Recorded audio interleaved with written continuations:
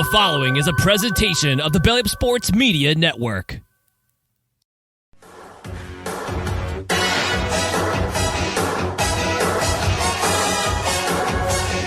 This is the main event.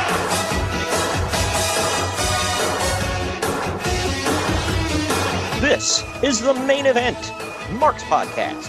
I am your first host, lifelong wrestling fan, former radio guy, cat dad, and Mr. Most Days Off, Mr. Below Average, Mr. Sometimes Ready. I am Troy. And with me, as always, is the main event collector and figure hunting warrior. He is the WWE Walking Wrestling Encyclopedia and the Director of Chaos to my arm breaker. He's Greg. What's up, Greg? Director of Chaos. Oh, Doc. I forgot what show we're doing. You're right. Yeah, okay, right. Got it. Yeah, you remember... the fact that there's a Director of Chaos in the show should tell you how good or bad it's going to be, right? Yeah. They had all those like little nicknames. It wasn't that bad. Nah, it wasn't as bad as I was thinking it was going to be. It was just, I don't know. This felt like a good episode of Impact. Like not you a can say great that about episode. most of their pay-per-views. Yeah, I know. They really could have benefited from the AEW model of like 4 pay-per-views a year. Like past that, it's just like it was too much. Like you and I did 2007, like all their pay-per-views in 07, which you and I said was our favorite year. But man, most of those pay-per-views were just kind of meh. Mid. Right. Yeah. Well, It's funny you said that about the AEW pay-per-view thing, because now they have 6, I believe. Oh, do they? Yeah, because All In is coming back, and Forbidden Door, so now it's 6. So. Oh, okay. I forgot about Forbidden Door. Yeah. So is it Revolution, Double or Nothing, All In, All Out? It's hilarious. Forbidden Door, and You said Revolution? yeah. Then What's the Full other one? Gear. Full Gear. That was it. I always forget that one. So yeah, 6. And then they don't do Fighter Fest anymore. So That was never a pay-per-view. That was just a Dynamite special. the first one I thought the first one was a pay-per-view. Am I wrong on that? I don't think it was a pay-per-view. I remember watching it on TV. Oh, okay. Yeah, because they did Fighter Fest and then they did Fight for the Fallen. I think that one was Dynamite as well, but Wasn't there like a beach show in January in Cleveland? Oh God, yeah. That was a. Well, remember they used Bash at the Beach the first year until WWE was like, you can't do that. Yep. And it kind of shocked me that Tony Khan was like, you know what, we're just gonna go for it. Like, what's the worst that can happen? I don't know. Maybe the copyright owners sue you. Like, My daddy has money to fight it. yeah, and he's not even a Jewish lawyer, like Paul Heyman's. Well, we don't know that. He might have a Jewish lawyer. Don't just assume stuff. That is correct.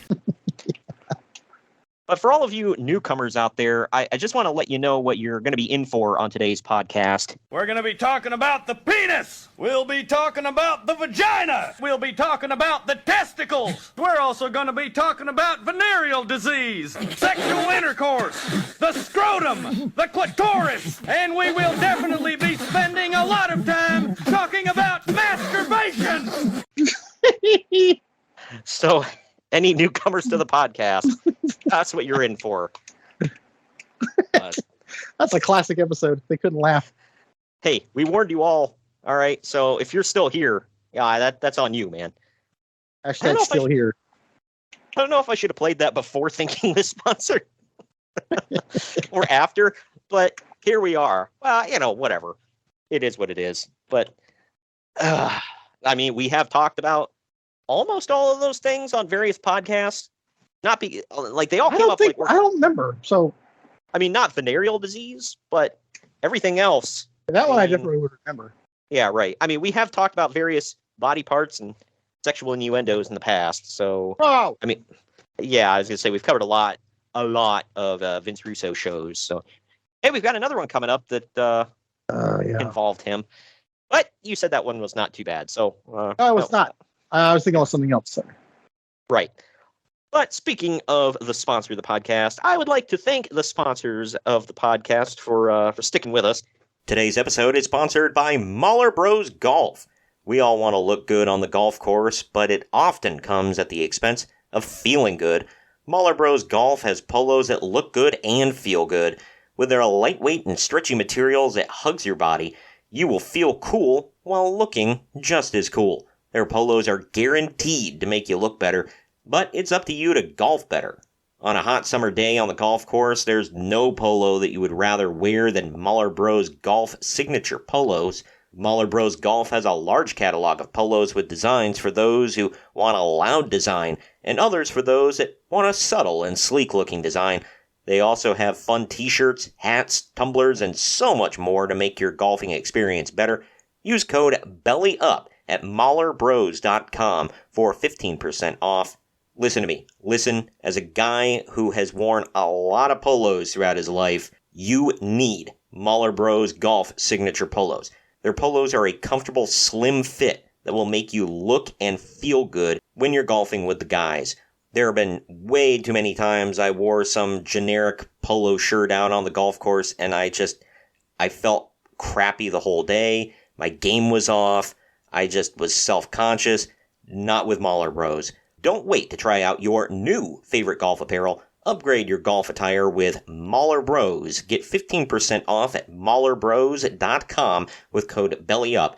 That's 15% off at MAHLER Bros.com with code BELLYUP. Turn heads on the golf course or wherever you wear Mahler Bros polos. Mahler Bros Golf. Look good, feel good, play good. Now we're going to get into our first break. On the other end of this, we're diving into the news and notes. We don't have a lot for you, but there's some stuff, man. And we'll be talking about it on the other end of this break. Follow the Main Event Marks at Facebook.com/Main Event Marks Pod, on Twitter at Main Event _Marks, and on Instagram at Main Event _Marks and at Main Event Collector. Get ready to rumble! In your new Main Event Marks merchandise, we've got t-shirts, hoodies, masks, hats, stickers, pins, and much more on our Redbubble store. That's maineventmarks.redbubble.com. You can also pick up some awesome clothing items with the latest updated show graphics on our Bonfire store. That's bonfire.com/store/main event marks. Support your favorite retro wrestling podcast and pick up some cool swag on our Bonfire and Redbubble stores. That's maineventmarks.redbubble.com and bonfire.com/store/main event marks. By God! Somebody's interrupting the Main Event Marks! Sit down, JR. It's just me, Kyle Sullivan, aka Shaggy Von Doom, your host of Here in Puckburg on the Hockey Podcast Network. I know, a hockey show on the Main Event Marks. Who would have thought? This is an invasion angle. Somewhere between the Nexus and when WCW tried to invade WWE, somewhere in there.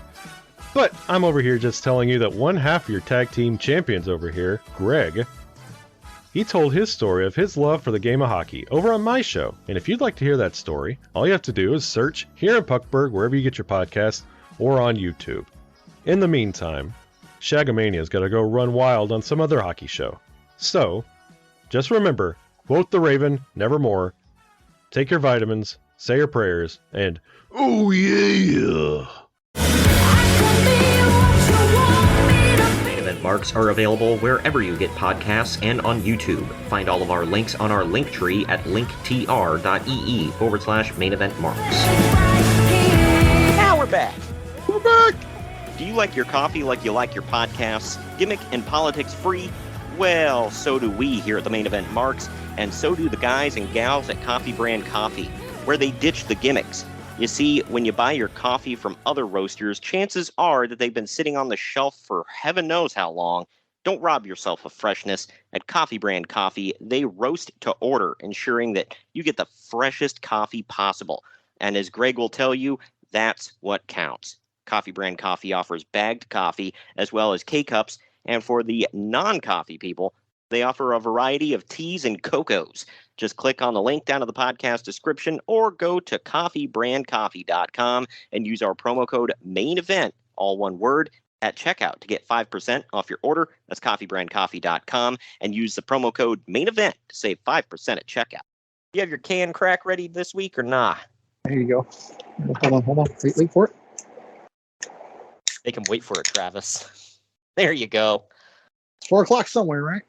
Oh, yeah. Hey, anybody wants to know what I was this tastes like crap. Oh God, what is it? What is this crap? Rip It Energy Fuel. And it is definitely sugar-free because it tastes like ass. There are and some not sugar-free Bailey's, things. not the good kind. Yeah, there are some sugar-free drinks that I don't mind, but yeah, a lot of them are not good. This is the first time I'm trying this one, so just saw it at the dollar store. Of course, I was like, I got to give that a try. Yeah, well, it's not good. Believe me, not good. It's my favorite part. Believe me. yeah, right. Yeah, I'm sold since you said believe you. Yeah, I was gonna believe you, but then you said believe you, and I'm like, I don't know. But anyway, one thing you like to do is give out some timely facts. You got those ready? The number one song is "We Are Never Getting Back Together" by Taylor Swift. Never heard of it. Never, ever getting back together. And I never heard of this movie. The number one movie is Possession. Is that like possessed by the demon or something you own, or like what? What's the deal there? I don't know. That one, I don't know anything about that. Possession? Let's see. 2012 film? No, I don't see anything about it. Oh, The Possession. Okay, here we go. Yeah, it's based on a true story. Right. Yeah. The cited films like The Exorcist as an inspiration, praising their subtlety. I am so shocked. Right. Hey, it was produced by Sam Raimi, so there you go. Oh, is that what you did to Spider-Man 4? Yeah, right. Oh, Kira Sedgwick is in it. How about that? You mean Mrs. Kevin Bacon? Yeah. Anyway, getting into some wrestling here. I guess it's time to hit this. That is correct. Shut the fuck up, Dave. Everything that guy just said is bullshit. That's what Microsoft said to Sony in court, right? Yeah, Activision right. Stuff. Oh, yeah. That's what every lawyer should open with. But anyway, first story we got here. We're going to get into it's mostly WWE heavy, as usual, from around this time period, but, you know, there are a few outside of WWE stories. When Brock Lesnar realized that he no longer wanted to get punched in the face for real for a living, he decided to retire from mixed martial arts, kind of, and give Vince McMahon a call to test the waters on a return to WWE.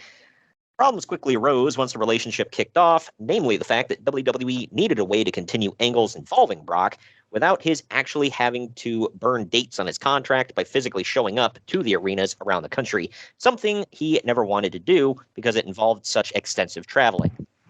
I feel like they fixed that.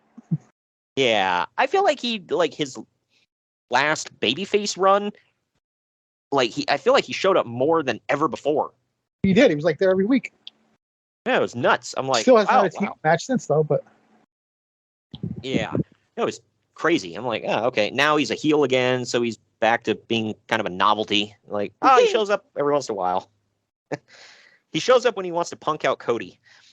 But yeah, well, another thing with this is like you think, why didn't WCW ever think of this? Because supposedly Hogan only had X amount of dates.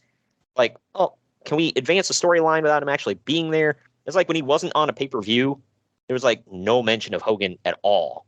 Like, let's not draw everybody's attention to the fact that he's just not here. But even though it was kind of glaring in situations like, wasn't there a War Games that he didn't show up for? And it was like, why is he not here? I feel like every War Games he's been at.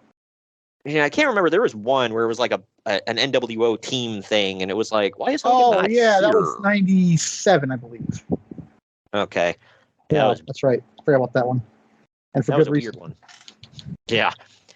But either way, enter Paul Heyman. Originally, the idea was to use him only for that purpose, and when Lesnar left, he would too. Now, that's changed. As reported by the Wrestling Observer, our Bible. Every day.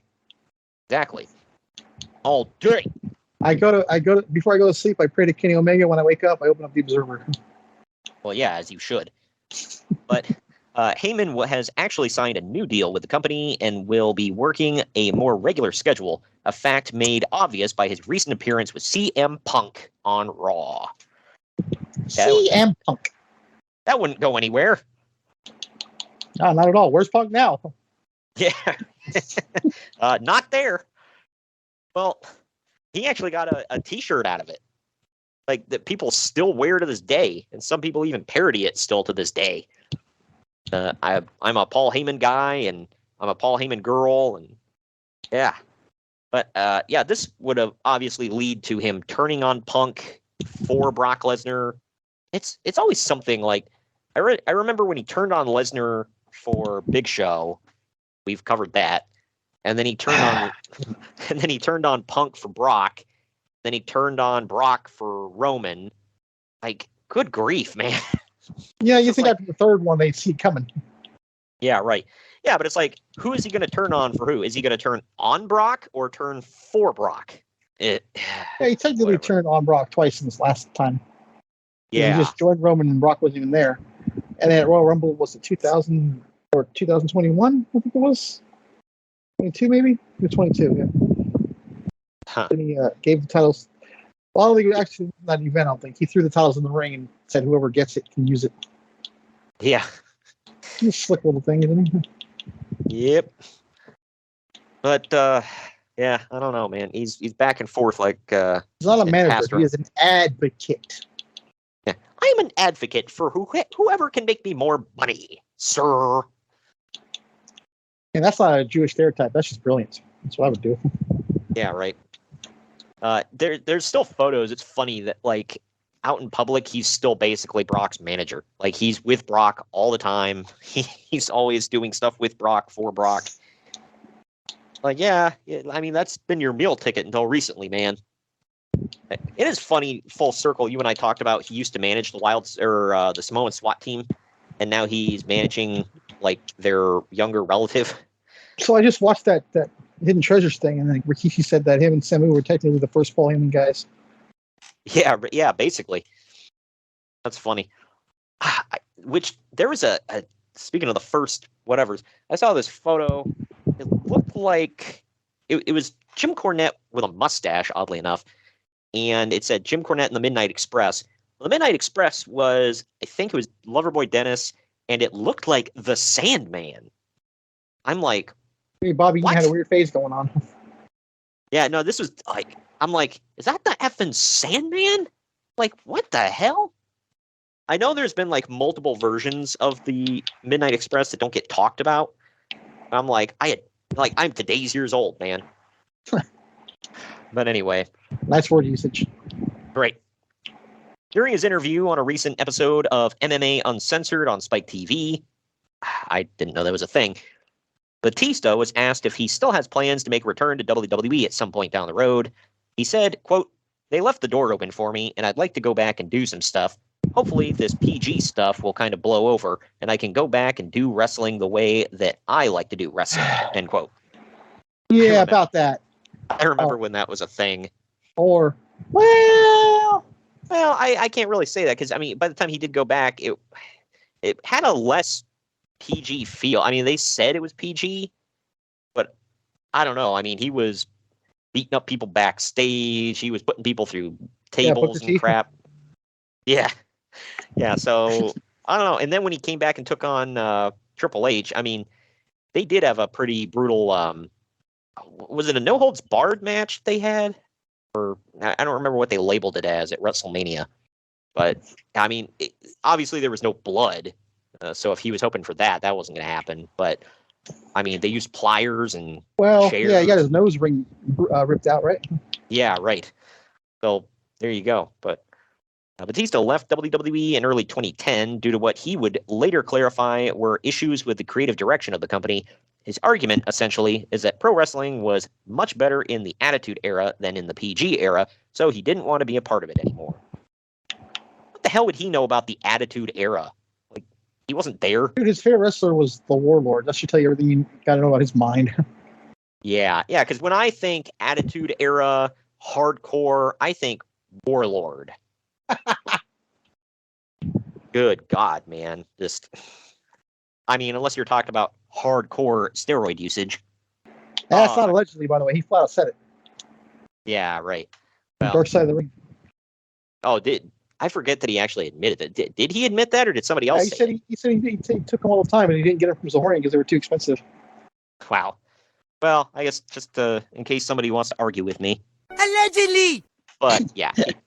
But not allegedly. Keeping with evolution Actually, I think here. he was the only person on the whole episode that said he flat out used them. I like how a lot of people like try to deny it. It's like, oh, I never use steroids. Like, yeah, okay.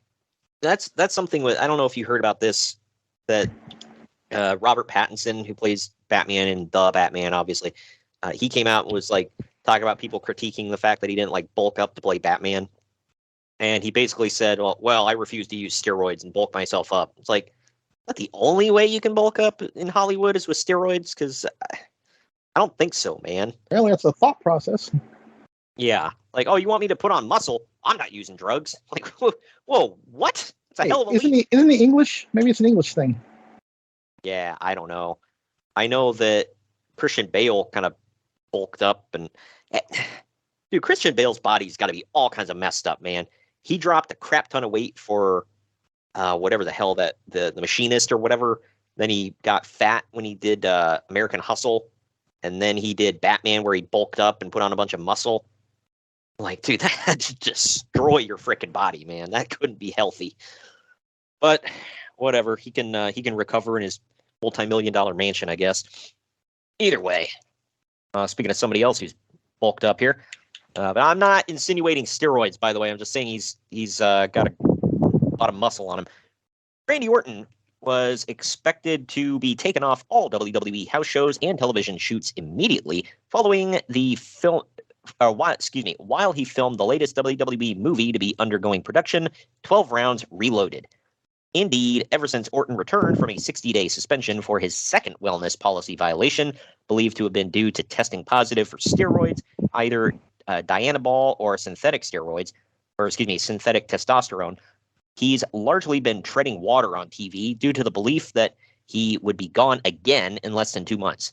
However, according to Uncle Dave in his latest Wrestling Observer newsletter, Orton is now advertised for all SmackDown TV tapings in September and October while the film is being shot.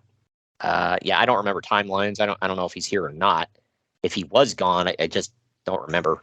There was a weird time. I try to forget about this era, but he wasn't really doing much, but he would come out every week, get huge reactions, not really be in main events or anything. And then like his promos, he would introduce himself like he was a new guy. Do you remember that? I do. It was a weird time for Randy Orton. For people that don't remember, he would just come out and be like, those of you that don't know, my name is Randy Orton. It's like, yeah, like, no crap. You already know that. Yeah, but you already know that. Oh wait, that's another guy's gimmick. My bad. They both ripped it off from Dolph Ziggler, so what difference does it make? Yeah, well, they didn't handshake anybody. Hey, what would he say? He would just be like, hi, I'm Dolph Ziggler, or whatever the F. You just say Dolph Ziggler. That's the funny part, not I'm. That's what I always got a kick out of. Hi, Dolph Ziggler. Like, okay, what the F is a Dolph Ziggler? If you've been wondering why Christian hasn't been appearing on WWE TV or even at house shows, it's because creative has nothing for him right now. But he's just fine with that. Isn't that just always his excuse when Dylan's on there, and then like later comes out that they were something else? I guess so. He has nothing for Alexa Bliss, even though she's pregnant at the moment. Right. Well, according to a report from PWInsider.com, Christian asked for time off after learning that there wasn't anything big in the pipeline for him, and that the time off would give him a chance to rest his ankle. Apparently, he had an ankle injury that I don't know anything about, but there you have it. So it's a combo, or are you just making excuses with they don't have anything for him? Like, maybe he just needed time off to recover. Like, although Dave's usually in the creative room, so he knows everything. Oh, yeah. I don't know why you're saying that sarcastically. I'm not. I meant to. Yeah, how dare you question the good goddamn name of Uncle Dave? Liar, whore, and you know it. What the hell? Yeah, anyway. This story. Shut up, Dave. Shut the f*** up, Dave. I mean, that report was from pwinsider.com, so it's not him, but I'm sure he ran with it. Either way, this next story is kind of wild, although not shocking considering just everything we've heard about this woman. Oh, God. So it has been a very bad week for Ariane Andrews, a.k.a. Funkadactyl Cameron. Is it Ariane? Do you know how it's pronounced? I don't. Never cared about her enough to care to look at. How dare you? She was on an episode of AEW in the past. Yeah, that was a hell of a signing. That's too easy. I'm gonna leave that alone. Dude, she couldn't even make it there. So, so they got her, but they didn't jump on Naomi. Okay, got it. The talented one. Right? Yeah. That's baffling to me. No, she's wrestling men in Impact, Greg. Is she really? Yeah. I knew she was in Impact. I know she's wrestling men, though. Yeah, they've got. Let me guess. Sammy Callahan. No, I don't know the guy's name. Color me shocked. So they got that going on. Sounds like compelling TV. Yeah. Well, no, Greg. Impact low-key has the greatest women's roster on the planet. Come on. Oh my God. Yeah. People make this argument online quite a bit. No. This all trumps Rhea and Becky and Charlotte. Well, yeah. I mean, Raquel. What the hell do they got? Back to the story here. It came out that Cameron had been arrested for DUI in the early morning of August 24th in Tampa, Florida. She may have handled the incident in the worst way possible. Huh? Every one of these wrestlers get busted for DUIs always in Florida. And I'll tell you why, because I know for a fact, at least in Orlando, they have drive-through liquor stores. That's not a joke. I mean, mutual friend listener to the show will confirm that. But we have drive-through. There's a drive-through liquor store. That's not an invite to DUI. I don't know what the hell it is. Well, we have drive-throughs here. They're not necessarily liquor stores, but you can buy alcohol at them. Like you drive through and you. And what's the difference between what I just said? Yeah, well, I'm just saying, so I mean that's actually a normal thing. It's not just a Florida thing. It's all over the place. I've never seen that in my life ever. You don't have drive-through drink stops or whatever out there? Not like that kind of stuff. No. You drive through. We went to LA one time. We were baffled by seeing a drive-through Panda Express. Okay, that should tell you. What? That's everywhere out here. I've never seen it except for LA. Yeah, we have drive-through everything out here, basically. Yeah, drive-throughs are all over. I got at least 2 in my town. You can get cigarettes, any kind of tobacco product, really, snacks, drink, alcohol or otherwise. So I've never seen that here ever. That's crazy to me because that's it's not just here in Ohio. I've seen it everywhere I've ever been. That's been all over the place. But either way, getting back to this though. As you're pulling up to the window, hey, can I get a pack of smokes, a tall boy, and a couple lotto scratchers? Yeah, they do sell lottery tickets, so you could do that. It's the basically stereotypical white guy order. It's basically a drive-through convenience store is what it is.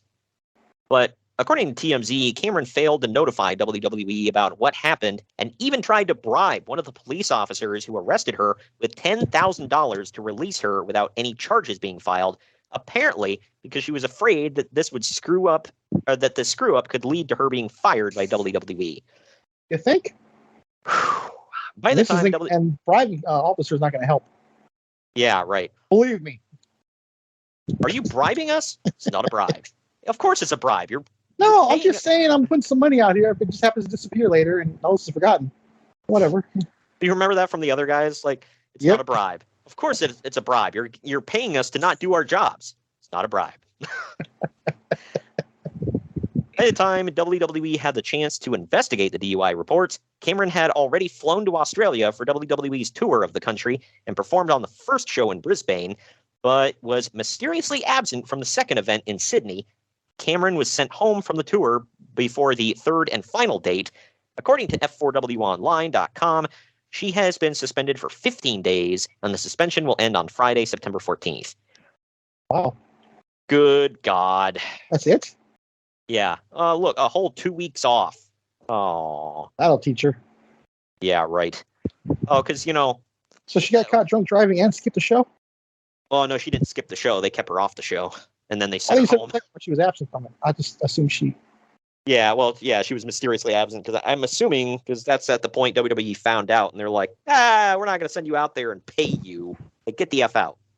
Good grief. And then I would have made her ride it out and just sit backstage because it's like, well, I'm not paying you extra.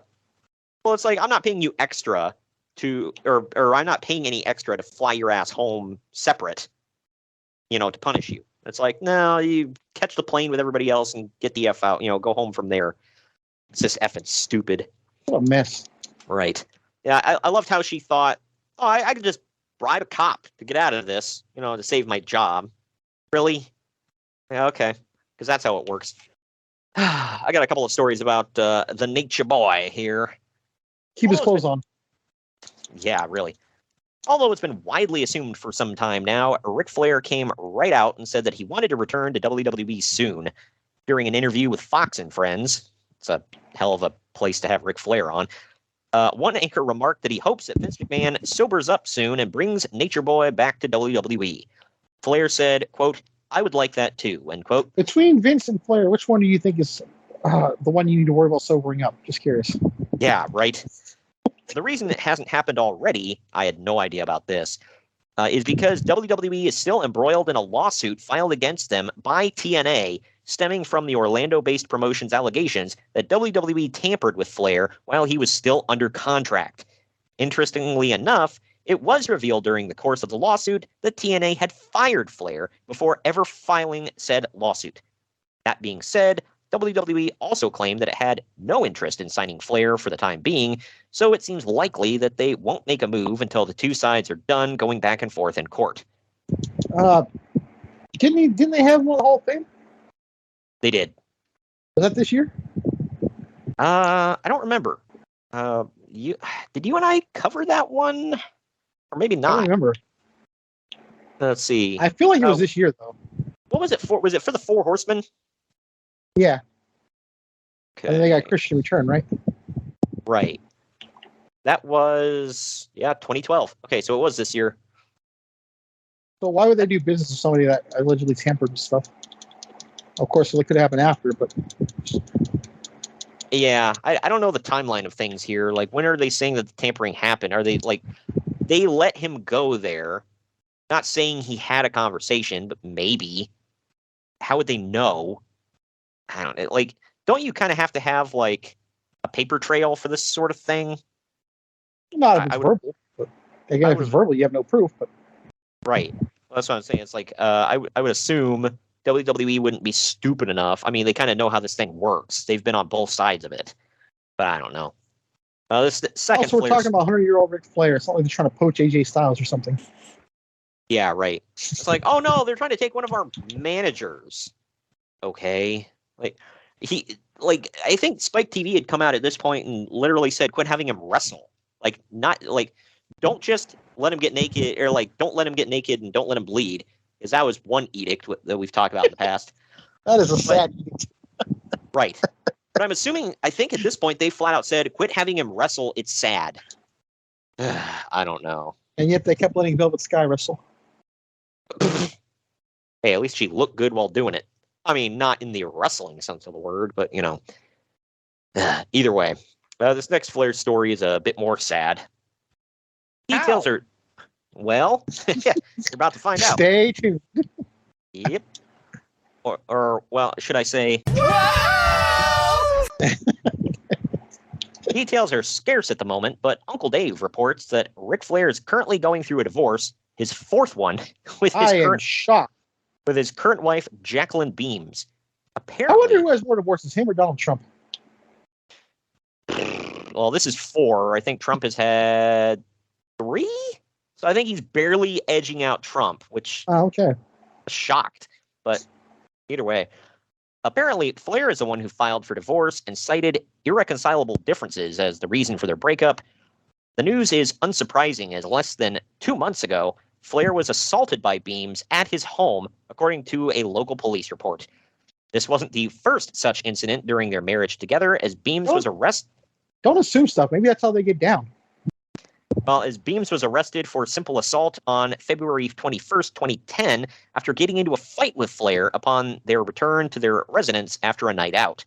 Oh my God. I'm going to assume alcohol was involved, but... Why? Why would you assume that? That's messed up. Allegedly! Yeah. Well, they managed to patch things up, but obviously the second fight that required police intervention was the straw that broke the camel's back. The cause of their second fight together never came out publicly.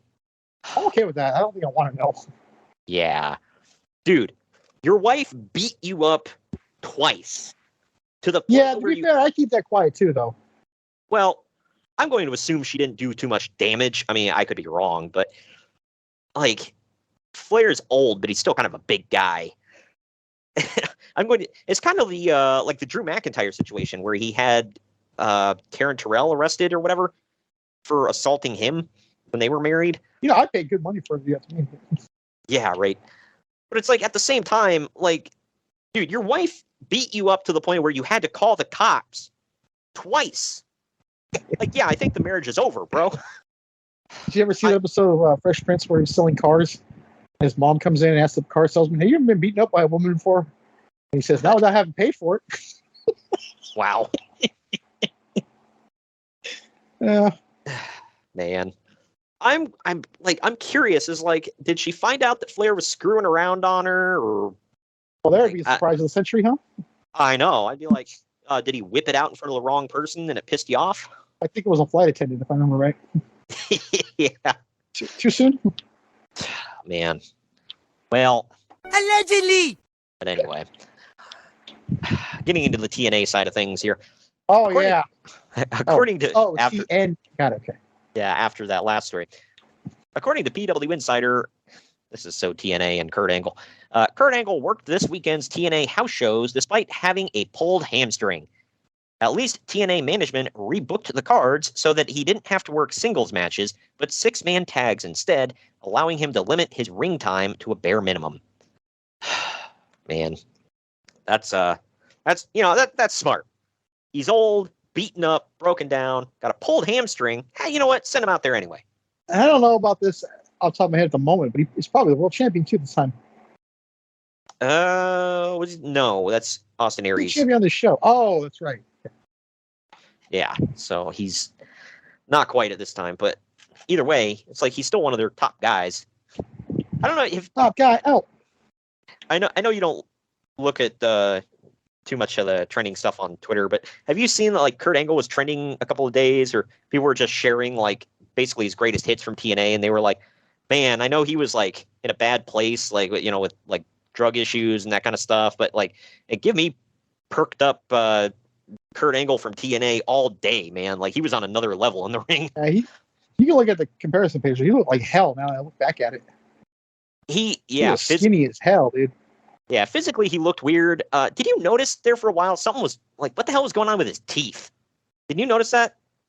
I didn't. Like, I feel like he always wore a mouthpiece, so I wouldn't see it.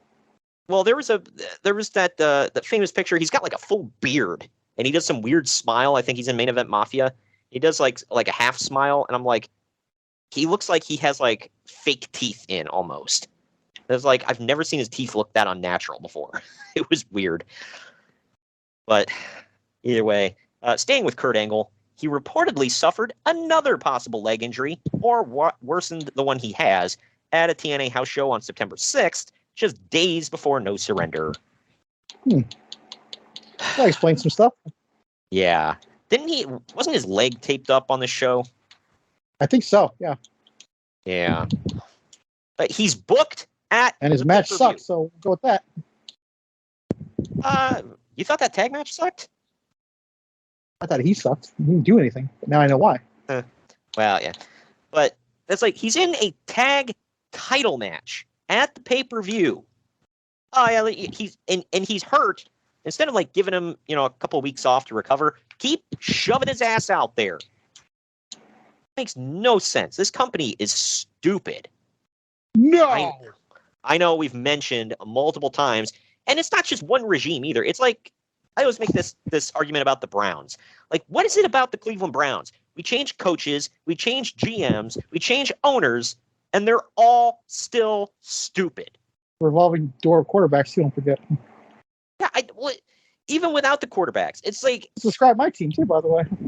well, it's like the quarterbacks. I like that's just how they play, whatever. But it's like the way the team is run is always the worst possible way. The game plans, the playbooks, they're all the same. I'm like, what is going on here?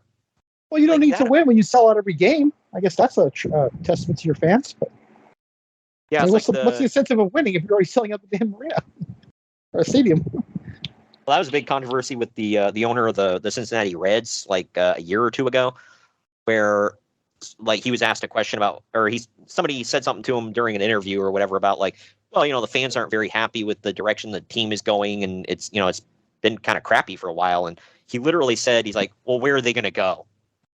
Like, I don't know. It's like not your games. Like, there's always that option. I just thought it was so stupid. But it's like that kind of stuff feeds into like conspiracy theories of it's like, is something happening here? Because I feel like the playbook is the same under every coach. We even got a new owner. Same thing. But now you look at Impact, TNA, whatever the hell you want to call it.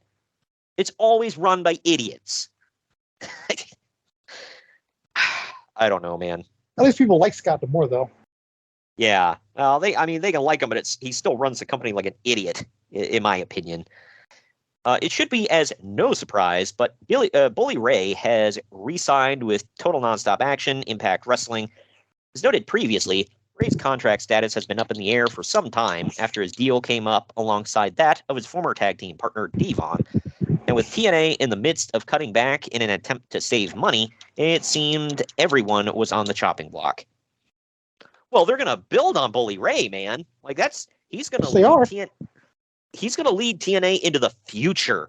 Is when I think. I don't know if you're joking or not, but he's on there as we speak.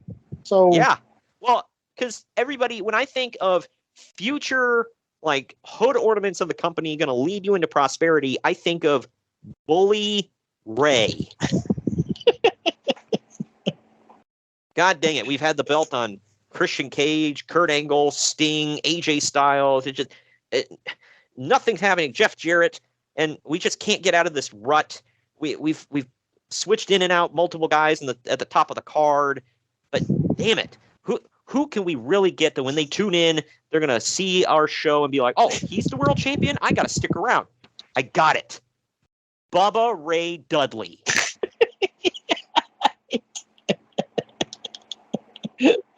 Oh shit. Look, I know what you're thinking. Well, when you put it like that, it sounds stupid. Exactly. You missed the point. Yeah, it sounds stupid because it is. It's effing dumb. He put 1 million viewers in front of the TV every week, didn't he? Oh yeah. Well, he put the asses in seats, man. Keep in mind that today he's still in Impact and they get less viewers than Rampage, so right. That's sinking. Well, Rampage may be the worst wrestling show on TV. Even though Impact's worse probably, but I don't watch it though, so I can't say it. So it's not fair. It wouldn't be fair to say it's the worst because I don't watch it. So. Well, when I see Bully Ray in the main event, I think, Shut up and take my money. oh my gosh. Oh, he is taking their money. Gotta give him that. Well, in reality, what it is with Bully Ray is Never drew a dime. Well, broke 1 million tables, never drew a dime. right. I will say, I'm sure he drew some dimes as one half of the Dudley Boys, but yeah, that's not him. That's right. It's a team deal. effort. Right. That's like saying like, oh, nobody cared about Road Warrior or Hawk. It's like, well, no, people cared about the Road Warriors. Like you put them together, bam, places to print money. I think the only exception there might be Jeff Hardy. Right. Yeah. You split them up, but getting into some sort of TNA news, sort of not, but World of Fighting WSOF, World Series of Fighting, will debut on November 3rd at the Planet Hollywood Resort and Casino in Las Vegas, Nevada, as part of a special NBC Sports one-off television special featuring longtime MMA commentators Michael Chiavello, I guess? Chiavello, and Boss Rutan. According to a report, The former Pride pair will be joined in the broadcast booth by none other than Olympic gold medalist and current TNA Impact Wrestling headliner, Kurt Angle. Right. I never saw that, so I don't even know if it happens. Yeah. That's a lot of foreign accents in Kurt Angle, by the way. Yeah, right. Austrian is hella Dutch, and Chiavello is hella Australian. So, oh, really? Yeah. World Series of Fighting, is that even still around? I couldn't tell you. I've never heard of it. I've never seen it in the news. I'm going to say no, but I could be wrong. But sticking with MMA and TNA, when Muhammad Lowell, a.k.a. King Mo, was fired from Zuffa after a 9-month suspension by the Nevada State Athletic Commission, along with some less than flattering remarks about members of said commission, it paved the way for Bellator to swoop in and get him on a roster devoid of top stars. You could say that. And they got him, and now they have top stars? Yeah, right. What did I miss here? You have like noteworthy guy. I can't even say top star. You have a noteworthy guy that can sometimes get headlines. But not his fists. But... yeah. But it also opened the door for TNA to make its pitch and build a partnership, not just with Lowell, but with Bellator as well. So yeah, they do. They did. Yep.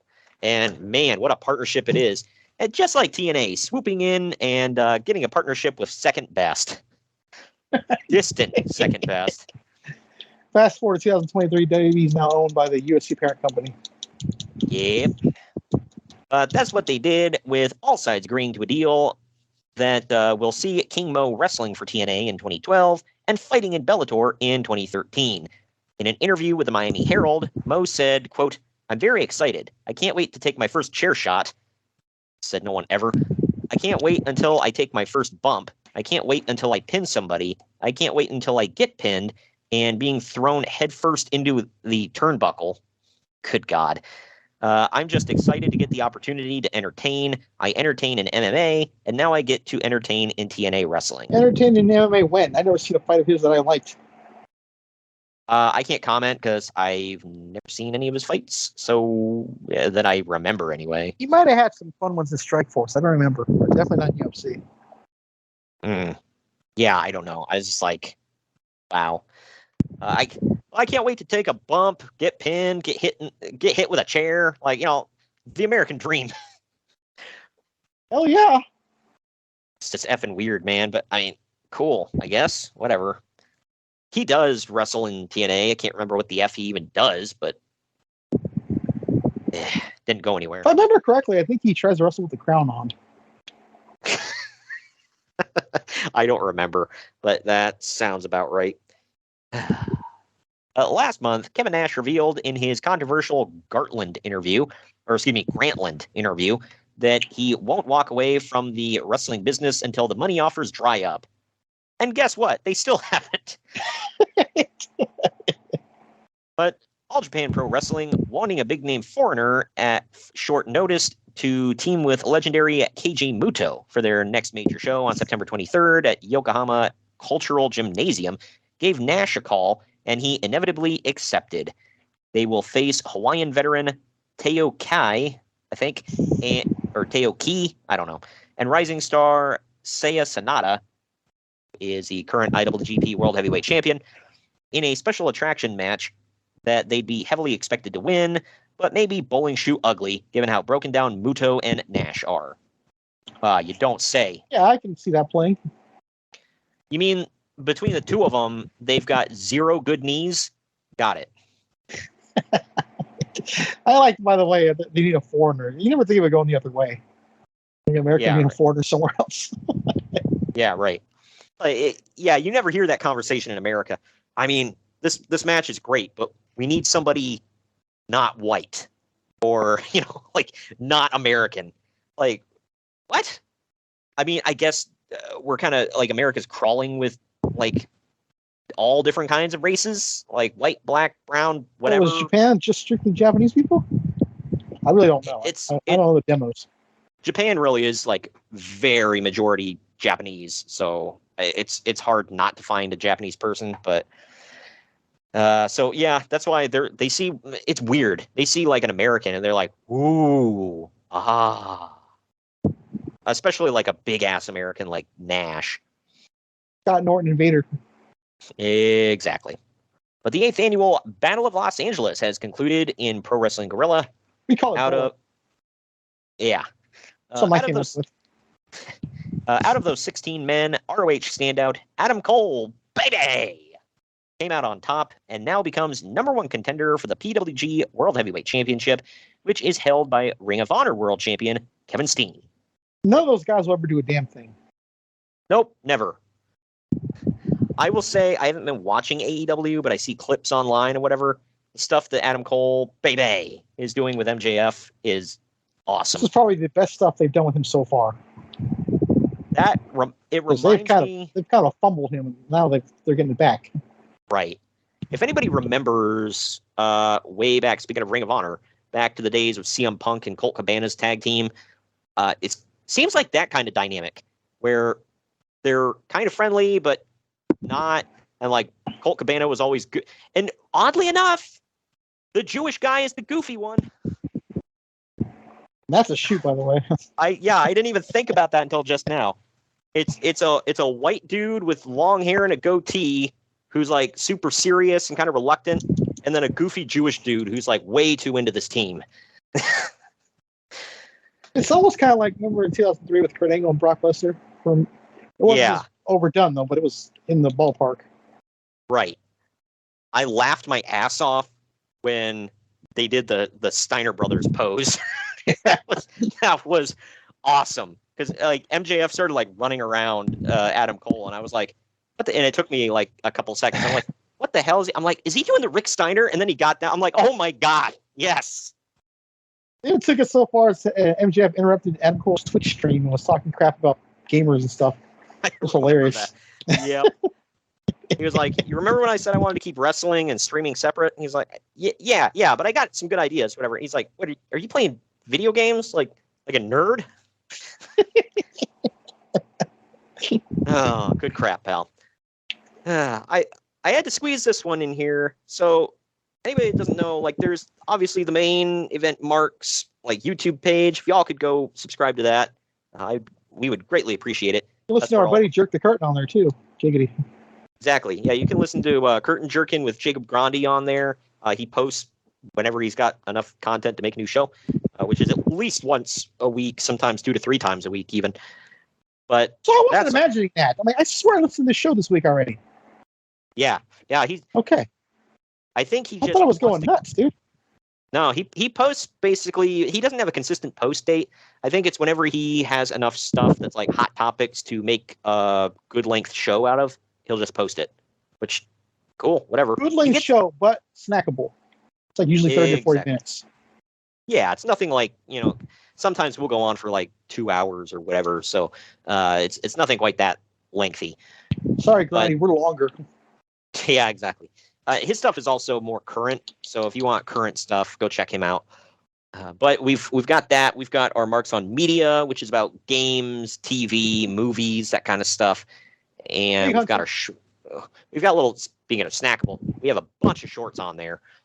And then we've got clips from the podcast and full-length podcast and all that kind of stuff. But either way, but we have that.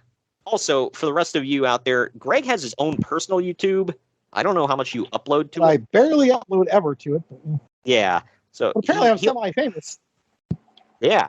Well, he uploaded a video years in 2012, and it made it onto CagesideSeats.com, which is where I pull most of my news from around this era. And it was at an Oakland A's game. Greg is a diehard Oakland A's fan. And yeah, let's not get that out there. I mean, last place in the league. Well, hey, own it, man. Like when the Browns went 0-16 and we had a parade. But when people showed up for the Rams Super Bowl parade, by the way, or the last WNBA championship parade. Yeah, that's right. But he uploaded a video in 2012 of when they had Josh Reddick on their team. He's a huge mark, and he came to the plate to Daniel Bryan's theme, and the crowd all chanted, "Yes, yes, yes." Got tons of views. Cage Side Seats found it and upped it to their website. So y'all can go check that out. You know what's funny, real quick on that? You sent me that this morning, okay? Mm-hmm. And I looked at it, and I'm like, this looks like the one I filmed. Yeah. Oh, shit, it is.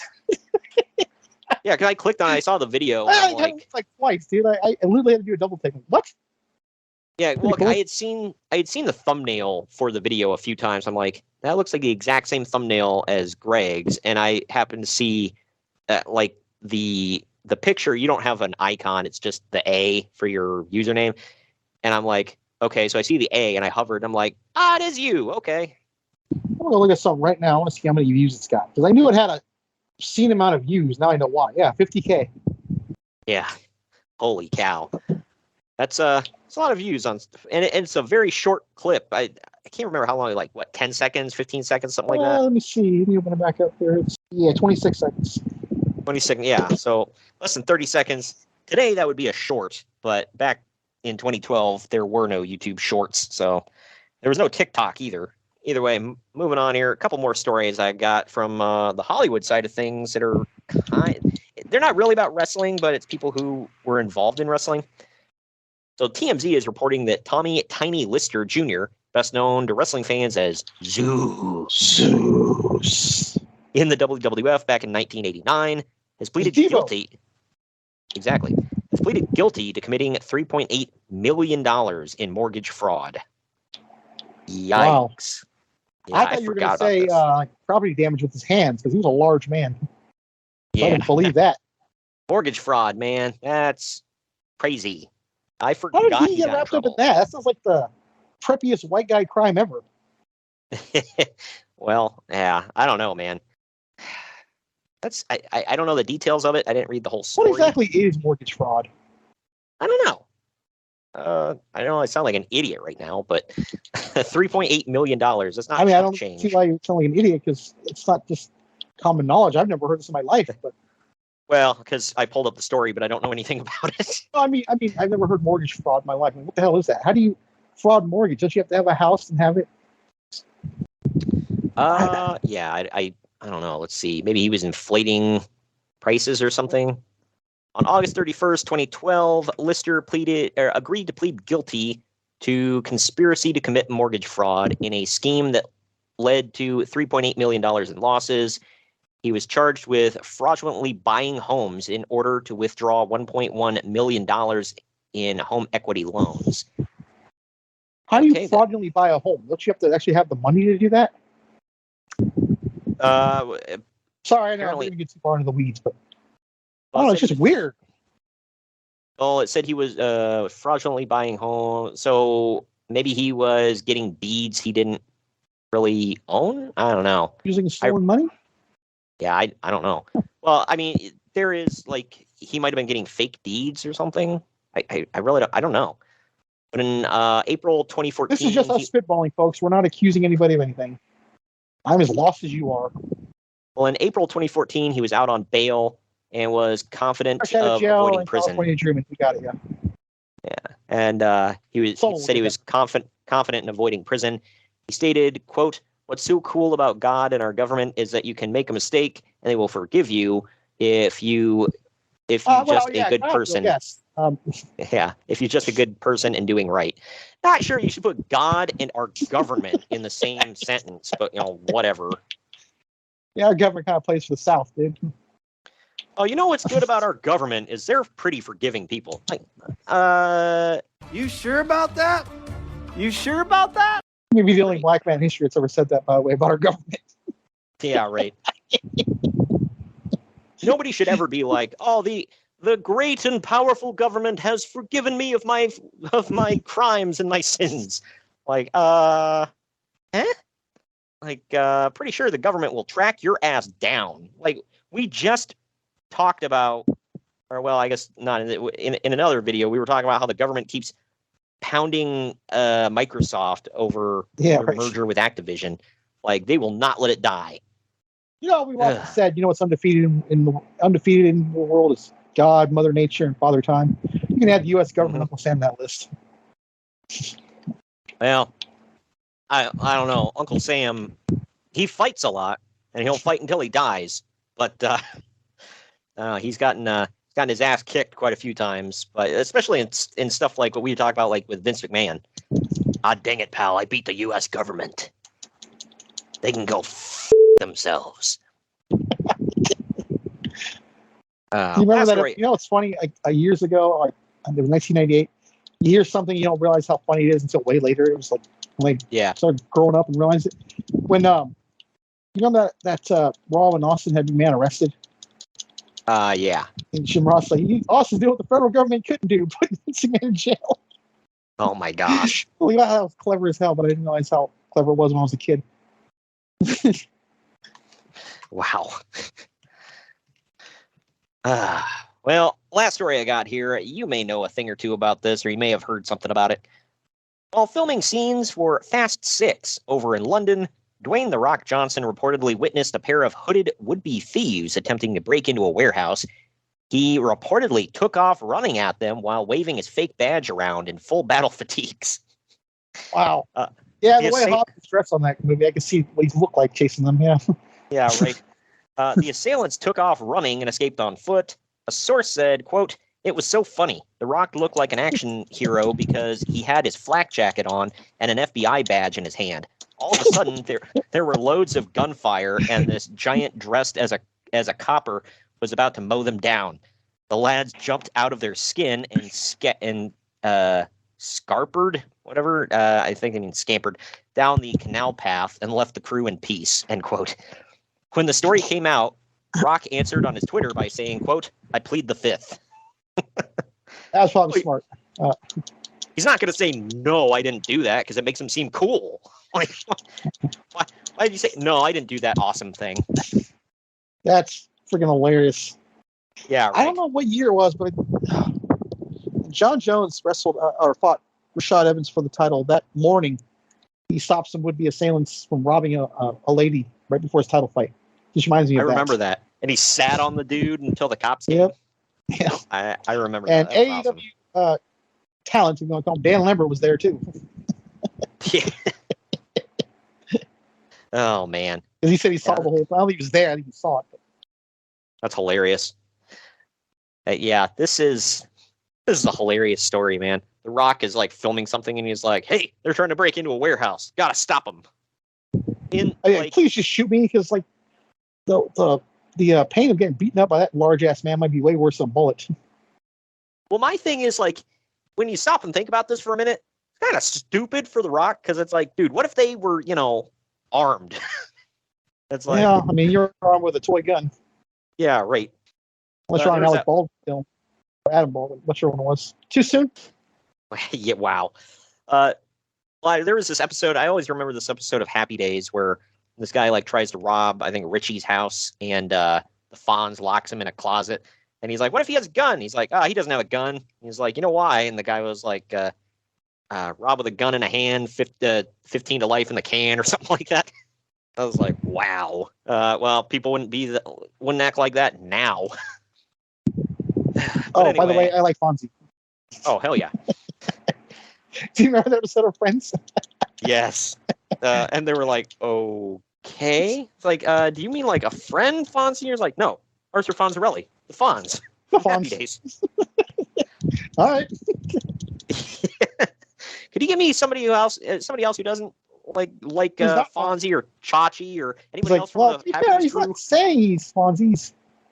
He just likes him. Shut up! Don't defend him. Yeah. I like later they were like, yeah, but he's, and she's just like cuts him off. She's like, ah. Oh, he's like, okay, I got you a new doctor. He's not a fan of Fonzie or any of the Happy Days gang. I love that. So effing random and stupid. And then, like, while she's delivering the baby, he turns on Happy Days on the TV. Oh, these babies have the honor of being born on the Fonzie's half birthday. Oh, you know what? Fonzie dated triplets. I like the. That is a freaking forgotten classic episode. Yeah, right. Well, at least there's not one, because it would be pretty bad in retrospect today. At least there wasn't like an episode where they were like, "Oh, I like Hyde from that '70s show." Oh, good lord! Yeah, right. Like, that's not making air. Yeah, right. It's like, maybe you should cut that whole episode. But anyway, we're going to take our next break here. When we come back, we're diving into No Surrender 2012. Follow the Main Event Marks at facebook.com/Main Event Marks Pod, on Twitter at Main Event _Marks, and on Instagram at Main Event _Marks and at Main Event Collector. Hey gang, it's Commissioner Cooper of TSS Fantasy. We are the fantasy show of the people. Expert fantasy advice, free contests, leading expert medical and legal analysis, and most importantly, you. Interact with us on all social media platforms or check us out at tssfantasy.com. You can hear us on Spotify, Apple and Google Podcasts, iHeartRadio, and many more. Check out the fun today and be a part of the most interactive fantasy show around. TSS Fantasy, the fantasy show of the people. Hello, everyone. My name is Ryan McCarthy, and I'm the host of the No Credentials Required podcast. Start your work week with the Monday Drop-In, where I talk about the sports beat in the Capital District, also known as the Mighty 518, as well as Metro New York sports from an upstate point of view. I also give a life lesson from a weekly sports story, so you might learn something from that. I also have a midweek podcast where I interview different sports personalities and talk about a wide array of topics.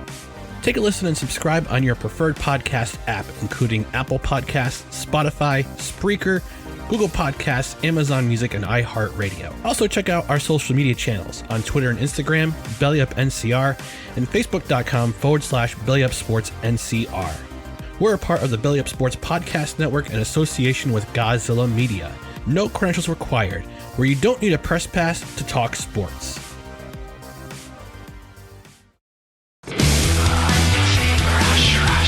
Event Marks are available wherever you get podcasts and on YouTube. Find all of our links on our link tree at linktr.ee/Main Event Marks. And we're back. This is TNA No Surrender 2012. Took place September 9th, 2012. And I wanted to surrender after this. Well, the theme song, there were two. No Surrender by Taproot and Be What You Want by Robin Loxley and Oliver Jackson. Yeah, I knew half of his fans.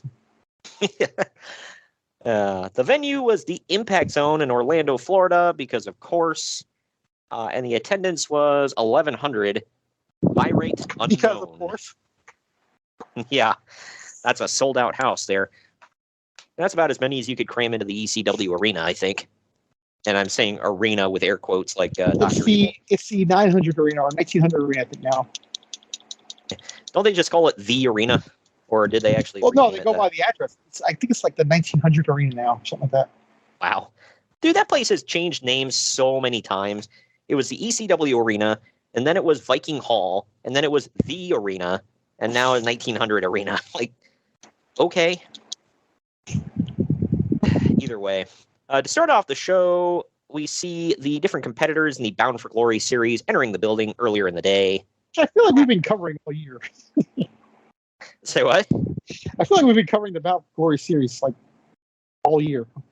Yeah. I'm going to go on record and saying I was not a big fan of the Bound for Glory series. It seemed like a novel concept. Especially with the way it ends. Yeah. It seemed like a novel concept the first year. Then it was like, wait a minute. So you mean to tell me you're just having this? Trying hard to make Bound for Glory like their big event. Right. I get that. I get that. But it's like you have this, like basically a point system tournament thing, like round robin tournament thing, whatever, to determine who's going to be in the main event of your biggest show of the year.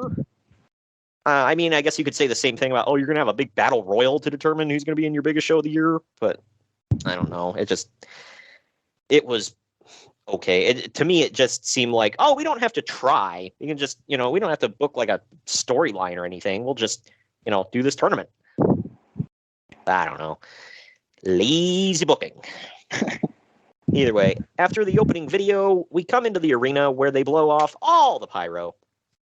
Here comes Cody. Whoa! But up first, we mentioned this guy earlier. It is Jeff Hardy. Jeff Harvey. Jeff Harvey. Yeah, exactly. Excuse me. Taking on Samoa Joe in the Bound for Glory series semifinals. Goes for 12 minutes, 45 seconds. Now, that is a pay-per-view match. You got to give him that. Yeah, right. In the end, they wrestle around on the mat until Jeff gets a crucifix pin on Joe for the win. Uncle Dave gave this 2.25 stars. I gave it 2.5. I thought it was at least average. Pretty good. What say you? I gave it 2. I thought it could have been way better.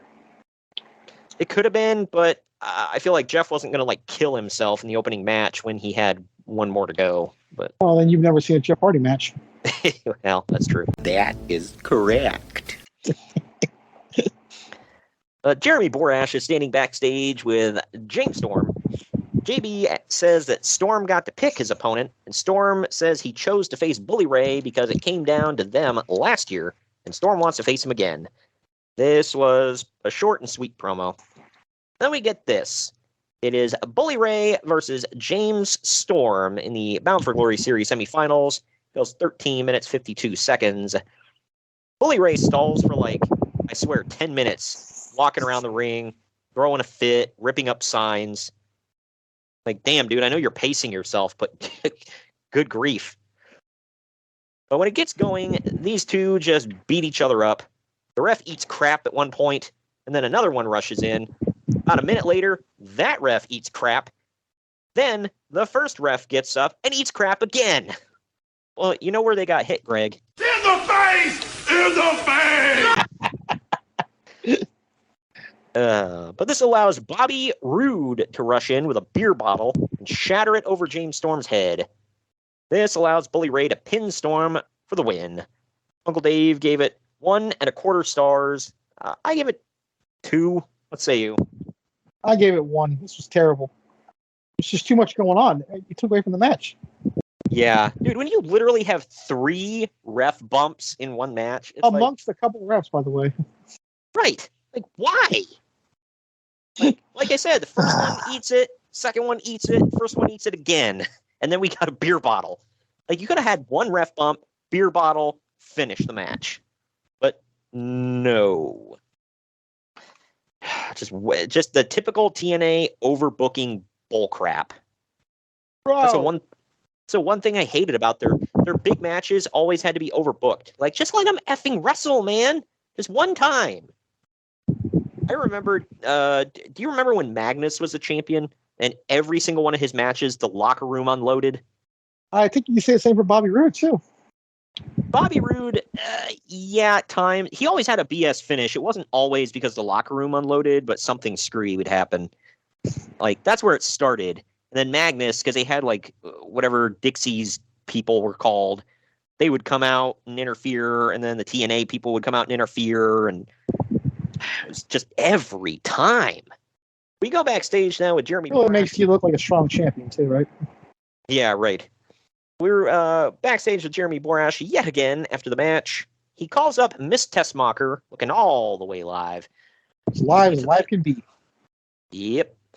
Saying that tonight is the student versus the teacher as Tessmacher defends her knockout women's title, opposed to the knockout men's title, against Tara. Tessmacher says that Tara taught her everything she knows, but she wants to prove that she can finally defeat her tonight. And that takes us to Miss Tessmacher defending the TNA Knockouts title against Tara. Goes just over 6 minutes. In the end, Miss Tessmacher rolls through with a sunset flip for the pinfall win. I didn't hate this match, but it wasn't great. Uncle Dave gave it 2.25. I gave it dose. What say you? I gave it 2. Wasn't bad. Brooke wasn't horrible. Brooke Tessmacher for anybody else. No, she was great. Yeah. Oh, you mean wrestling? Right. Tara / Victoria, whatever. I thought she was very underrated. She was great. And yeah, Brooke Tessmacher was better than most people would give her credit for, I think. Surprised she never tried to go back to WWE. Not saying she could have, just saying she improved a lot. Same thing with Taryn Terrell. She was not that bad in the ring. I think Terrence Terrell was amazing. Wait, are we still talking about wrestling? I'm confused. Good grief. But Mr. What's that warning I gave everybody at the top of the show? Anyway, Miss Tessmacher cries after the match, and she cried, bro. And she puts out her hand at Tara. Tara reluctantly shakes her hand before leaving. We see video now of Bobby Roode being taken away in handcuffs backstage, and Hulk Hogan tells Roode that he's having him arrested. He hopes Roode rots in jail. Oh, yeah. For attacking somebody on a wrestling show, you have him arrested, and then he's going to rot in jail. Okay. He ruined his Big Bad Glory series. Exactly. Well, James Storm, like an idiot, now runs up behind Roode and attacks him. Police grab Storm and arrest him now, taking both him and Bobby Roode out of the building. Oh, because the right thing to do when somebody's being hauled away by the cops is to jump him. Well, Stone Cold Steve Austin made a career of that. Yeah. By the way, I'm just joking and being sarcastic. People don't actually do that. It's why they're handcuffed? You get a few free licks on them. Yeah, exactly. Oh, man. Well, up next, Austin Aries comes out in his street clothes with his fists taped. He says tonight is not about wrestling matches or world titles. It's about pain and payback. He tells Aces and Eights to come out and take him on. A big dude in a mask who, I mean, come on, it's Mike Knox. He comes out. I didn't know that. I was shocked. Yeah, I was shocked that TNA paid him, but either way, you don't know that. It could have been Spike. Yeah, I'm sure Spike was like, let's foot the bill for Mike Knox. Not even with Kelly on the side, by the way. No. Dude, every single... I liked Aces and Eights. I'm just going to say that now. But every single reveal was lame. They all sucked. It was a fart church. Right. You got the Dudley Boys, Mike Knox, Luke Gallows... And I'm not saying D'Lo? D'Lo effing Brown, and the commentator is Taz because they got to have their own commentator. Oh, I forgot Garrett Bischoff and Briscoe. Wes Briscoe. Remember, his big reveal wasn't really a mask; he was taking his hair down from the man bun, letting show that he was the one with long hair the whole time. Yeah. Yeah. Look, we need to set this angle on fire. All right, let's call out Wes Briscoe and Garrett Bischoff. Oh, that was like a huge thing of gasoline on that fire. Oh yeah. Good grief. It's like when the Dungeon of Doom added Ed Leslie. Or excuse me, Brutus the fucking Barber Beefcake. Well, Kevin Nash is on record in saying that WWE had to compete hardcore with that because the Dungeon of Doom was on fire, man. Well, and then he realized if we can't beat him, join him. So he jumped ship. So, yeah, did you not hear what I just said? He jumped ship to the company that had the angle that was on fire. Well, that's what I said. He figured if you can't beat him, join him. So, there you go.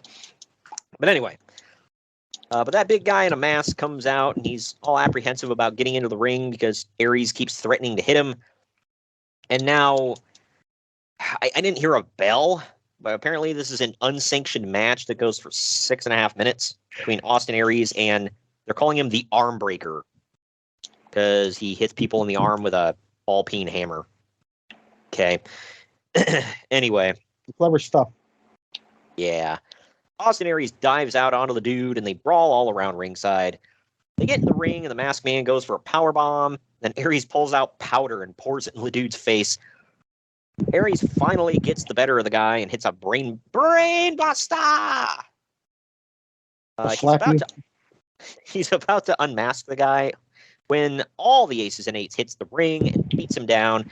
The TNA locker room unloads now to chase the Aces and Eights off. Hulk Hogan even comes out with a black lead pipe. Jeff Hardy gets hurt during the melee, and Bully Ray points this out to Hulk Hogan. Hogan tells security to lock the building down and call the cops. There's not really an end to any of this. It just fizzles out. Are you talking about this match or the whole Ace and Eights angle? Yes. Okay, just making sure. Yeah. Never drew a dime. Uncle Dave actually rated this. He gave it 2.25 stars. I didn't think it was a match, so I didn't rate it. How about you? I didn't realize there was no bell, so I did give it a 1. Okay. Well, there you go. It was a brawl. If I hadn't realized there was no bell, I probably wouldn't have rated it. At least I don't think there was a bell. Well, it's unsanctioned, Greg. Uncensored. Whatever. Anything can happen. Exactly. No, Everybody. Quite a few uncensored. Well, when everyone leaves, Bully Ray actually fist bumps Austin Aries, telling him, "Good job." We see a replay of what happened to Jeff Hardy. He apparently got lawn darted into the ring post by a member of Aces and Eights. By the way, let me see, because I know you mentioned this. Yeah, we've done Uncensored 95 and 99. If anybody's interested. Oh, the hell you would be. Hey, well, we made it fun. Yeah, I was gonna say we laughed at it and made it kind of like, if you look at it as a comedy show, it's fairly entertaining. But anyway, up next it is Zema Ion defending the TNA X Division title against Sonjay Dutt in 11 and a half minutes. Yeah, I think they missed a great opportunity here to call him the new Z-Man. yeah. Why didn't they? Because there was no Z in his name. It was spelled with a Z. If you look at his Chiron, I thought it was X. That's what I thought too. But then I remember. You remember he used to do the Z with his hands. He used to like put his. Yeah, he would like put his hands together and like touch his thumbs together or whatever and make like a Z with his hands. I wonder if Joaquin Wilde does that.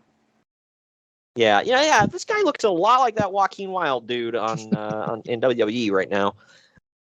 Sonjay Dutt, by the way, is languishing in AEW, but either way.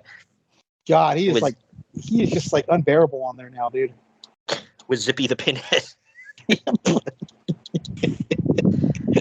And he came out to his stupid Guru song here, where it's like, free your mind, free your mind. Song sucked. But I forget, was he still doing the thing with the donations? I forget. Not here. He came out, he was bald here, and he was like, yeah, that part I took note of. Yeah. But in the end, Zema Ion turns a bridge into a gory bomb for the win. Forgot that he used to do the gory bomb. Uncle Dave gave this 3 1/4 stars. I gave it 3. It was pretty good. What say you? 2. Not a fan? Not really. I thought this was pretty good. I liked Sonjay Dutt back in the day. Can't stand him now, but the playa from the Himalaya. The original player from the Himalaya. Oh. As if there's been a few knockoffs. Yeah, excuse the F out of me. You know. Me, right? But we go to the footage of police pulling into the parking lot. Hulk Hogan tells them all that I'm gonna assume that these weren't real police. I don't know why. Yeah, I got a guess. Well, Hulk Hogan tells them all that they better have more guys coming, as if, 4 to 5 cops with guns and billy clubs won't be enough to take on the fake bikers. But he then demands that they lock down the exits if they find anyone, cuff them, beat them, and then drag them outside for Hulk. Because now we're promoting police brutality. Oh yeah, we are. Good God. But now Jeremy Borash is showing behind his back is a doctor, and also Al Snow checking on Jeff Hardy. How dare you? Well, are you talking about Al Snow or the other guy? Yeah. Okay. But they're checking on Jeff Hardy and his shoulder. They say that there is no specific updates on Jeff's condition. Then Magnus walks up and says that Jeff is suffering from a loss of common sense. I mean... So we finally get a real doctor here. Yeah, no lies detected. But he says that Jeff got involved in the melee earlier and is paying the price. It's hilarious that he calls the Bound for Glory series the most important tournament in our entire business. Now, when he said that, I'm like thinking to myself, is there another one going on this time? Or are they taking a shot? Or what? King of the Ring is usually in June, July, so... Yeah, I don't think there's a King of the Ring this year that I know of. Not that King of the Ring really meant anything at this time anyway, but... The only one else... King of the Ring didn't mean anything since 1994, dude. Don't kid yourself, but... The only other thing I could think of was the G1 Climax or the G1 tournament, whatever, in New Japan. And I mean, in the grand scheme of things, no one's better, but I don't know. Either way. I guess you just got to say that to hype your own company up. Like when Tony Khan calls the AEW title the most protected world title in all of sports. Which I don't even know what the hell that means, by the way. Protected? That's what he says. Breaking kayfabe there, are you? Anyway, Magnus then gives a warning to RVD and says that he's going to make him pay the price tonight. Then up next, it is Magnus versus Rob Van Dam. Why? I don't effing know. Because who would want this match? I'm not being sarcastic, so... Yeah, it's just like... I don't even remember if this was a thing. I mean, I guess Magnus pissed off Van Dam, or Van Dam pissed off Magnus, or I don't freaking know. Whatever. Dude, around this time, Magnus was like back and forth so much, dude. He was like Big Show. Didn't know what he was one week to another. Oh, I know. But this goes for 10 minutes, 5 seconds. We see that that same damn RVD sign in the front row that's at every single TNA show. You know which one I'm talking about? No. It's right in the corner. If you go back and watch, it's like when RVD's entering, it's like right in the corner where the ramp meets the ring area. That guy's got that, like, he's somewhere in the front row at every TNA show when Rob Van Dam is there. He's got the same sign every week. He's got a season pass to Universal and rushes in there to get that seat. Well, yeah, you got to pay exorbitant amounts of money to get a season pass so you can see this. Anyway. And this wasn't the good one, like back in 05, 06, by the way. Yeah. Well, in the end, Van Dam hits the 5-star frog splash to win. Uncle Dave gave this dose stars. I actually gave it 3. I like this match. What say you? I gave it 3. I love this match. I thought this might have been the best match of the night.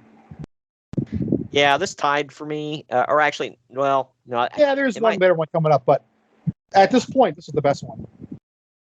Yeah, this was pretty damn good. Right. Yeah, I like this, though. We go backstage with Jeremy Borash yet again. Pretty good shit today. Wow. But Borash says that Hulk Hogan made the World Tag Titles match for tonight, so he calls up the Bad Influence. Kazarian flips out. Can you get that full name, please? That is their full name. No, it's the Bad Influence of Frankie Kazarian and Christopher Daniels. Oh, God. Well, anyway. It's their government name, dude.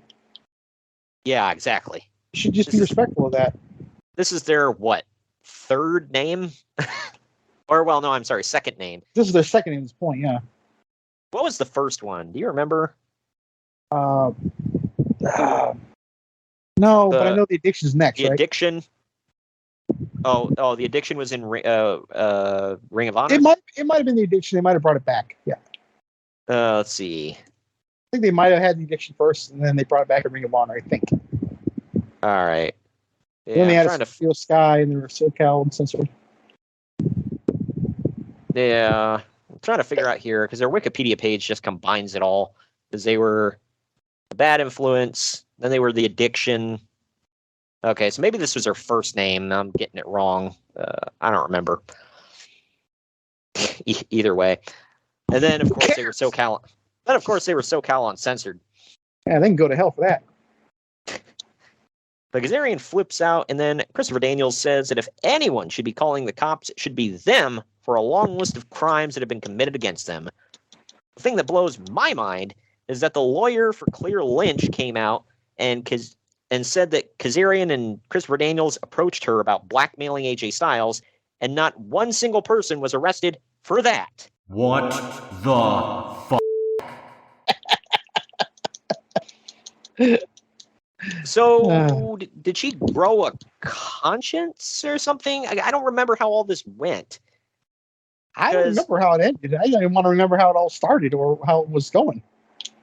The only reason I remember is because of the pre-match video. Because they show the woman came out, some middle-aged woman, and she's like, I'm the lawyer for Claire Lynch, and Mr. Frankie Kazarian and Christopher Daniels approached me and about blackmailing AJ Styles. And it's like, okay, so you knew about all this. And then... Thus making you an accessory. Exactly. It's like, but now you're admitting it, so I guess that makes you a good person? Like, that's not how the law works, but, whatever. But,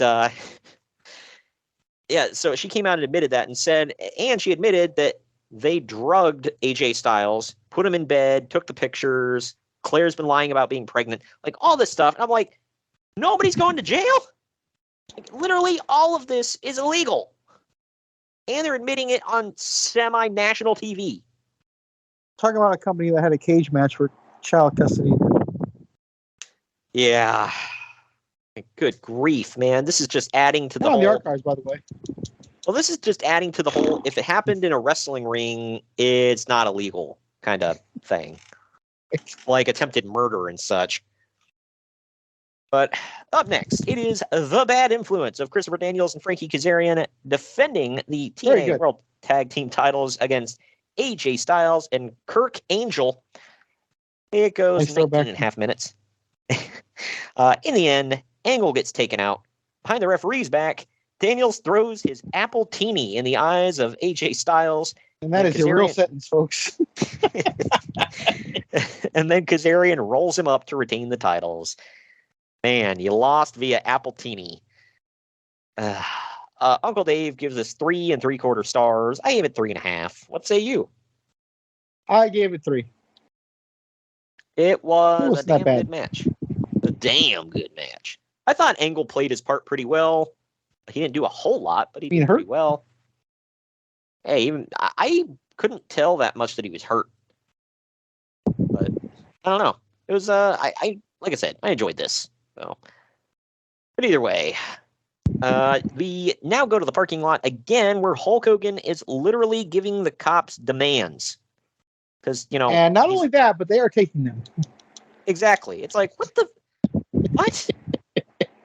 Leading me to buy into your conspiracy theory that these aren't real cops. All right, something's fishy. Yeah, I had thought of that. And I thought that before I even saw this part, by the way. Yeah. But these cops are too good looking. All right, they can't possibly be real cops. Not one single one. Especially that one with the huge biceps. Exactly. Not one of them was like extremely overweight. None of them had donut glaze on their face. Nothing. All right. And none of them are future NXT stars either. Exactly. We now go to Jeremy Borash, who says that he still doesn't know the status of Jeff Hardy, as he's behind a locked dressing room door at this time. Bully Ray says that the aces and eights crap has to stop, and while he feels kind of bad for Jeff Hardy, he was going to beat him regardless. He says that he completely reinvented himself, is one of the greatest tag team wrestlers ever, and is now only one match away from going to Bound for Glory to become the world champion. He says Jeff has to respect that about him, and tonight he's going to get his final win in the series. I will say this about Bully Ray. It is a cool reinvention, like something I never thought that, Bully Ray or Bubba Ray Dudley, like nobody will ever take him seriously as a single star. And we crapped on him and he's not a draw and whatever, but I think he did a pretty good job of, carving out a section for him to be a singles guy. Well, he certainly picked the right company to go to. Yeah, right.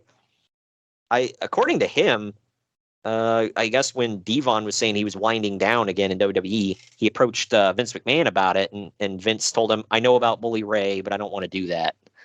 It's like... Wow, I can't figure out why. Yeah.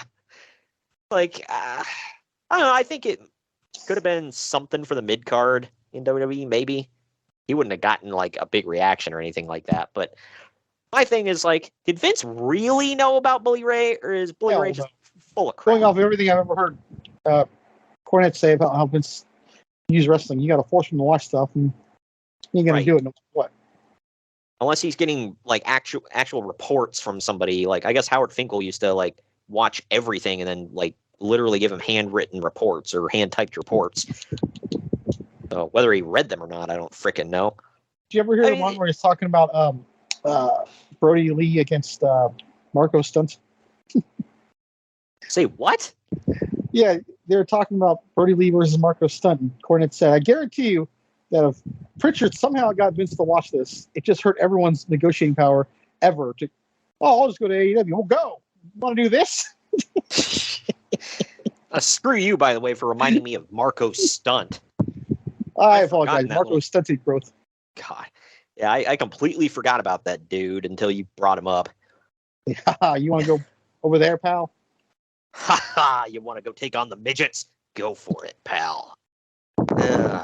Anyway, but up next, before the main event, police officers fill the arena and stand around the entryways. After You did Bully put Air Ray's... Force around police officers, right? Oh, of course. And after Bully Ray's entrance, Jeff Hardy's music hits, and he doesn't enter, so they shut the music off. This leads me to wonder, why do they do this stuff in wrestling? Someone has to be at go position, obviously giving the cue. If Jeff isn't there, why are they playing the damn music? Everything you're saying right now, it just reminded me of Victory Road. I'm like, why didn't they just do this at Victory Road? Oh, Jeff ain't coming out. Yeah. Oh, man. He's not that... I say that, but at the same time, maybe they just play the music regardless, because there was that... I mean, this wasn't in, like, a big-time company. It was, like, an indie promotion, but Roxanne Perez was talking about when she was in Booker's wrestling school and, like, wrestling in the indies down in Texas.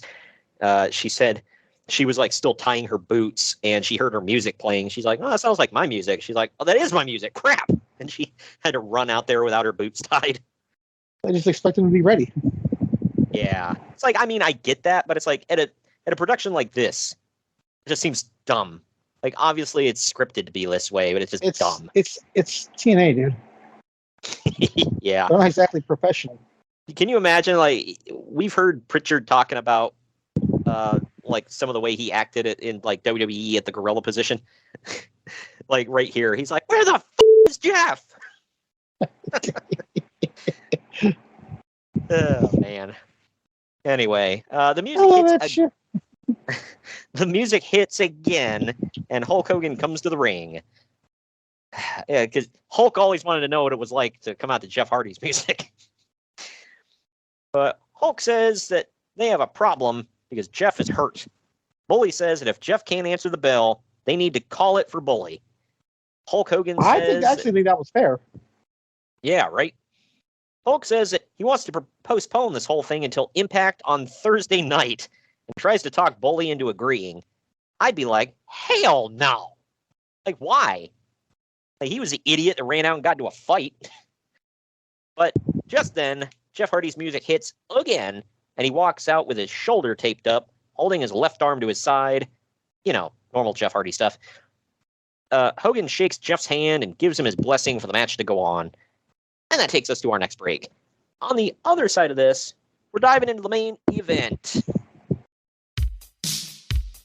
Follow the Main Event Marks at facebook.com/Main Event Marks Pod, on Twitter at Main Event _Marks, and on Instagram at Main Event _Marks and at Main Event Collector. Good morning, good afternoon, good evening, and good night. My name is Thomas, and what's your name? I'm Alan. Oh, yeah. We're brothers. That's right. Yeah. Same mother and father. Your room was... we shared a room. Shared a room? We shared a room. Thought I knew your face. Yeah, we go way back, mate. Yeah. We should do a podcast then. We have. We do a podcast? We do a podcast. What's it called? The Broadcast. Yeah, that was planned. Yeah, well. What do we do? Well, we cover all different things in the world of pop culture. We're talking about comic books, we're talking about professional wrestling, and we're talking about movies.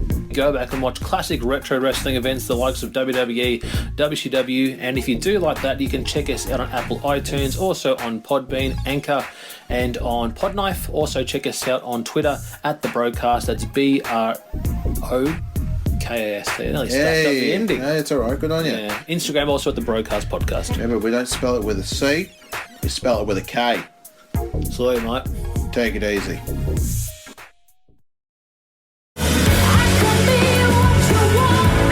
Main Event Marks are available wherever you get podcasts and on YouTube. Find all of our links on our link tree at linktr.ee/Main Event Marks. And we're back. We're back.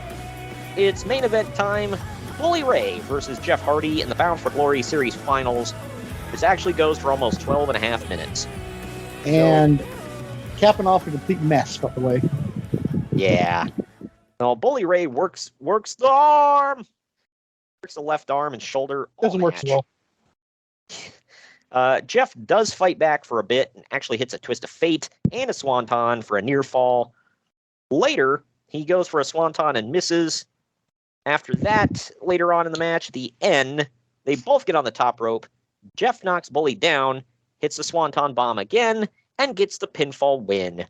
Uncle Dave gave this a 1.25 stars. I have it dose for below average. What say you?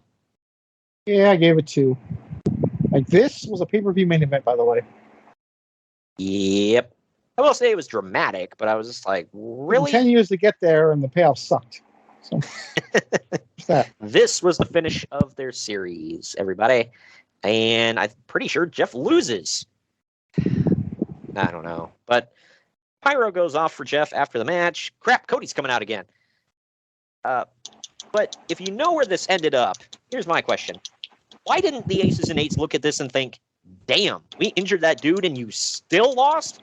Why the hell are we following you? You can't win unless all of us jump the one single dude you're facing? Loser? Like, that should have been the end of the story. Makes too much sense. Yeah. Like, they literally injured the dude to the point of where he's, like, in immense pain. He can only work one arm, and you still lose. That's as embarrassing as Johnny Gargano losing to a handcuffed Ciampa. Yeah. But, yeah, it made Johnny Gargano look like a complete idiot because he was the one that did it. I'm going to come charging at you with so much momentum that I fall into a bunch of stuff, hurt myself, and can't stand up. Moron.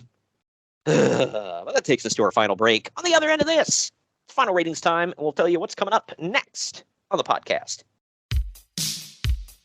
Follow the Main Event Marks at facebook.com/Main Event Marks Pod, on Twitter at Main Event _Marks, and on Instagram at Main Event _Marks and at Main Event Collector. What's up, everybody? I am the hardest part of the ring, the host of the Apron Bump podcast. Ugh.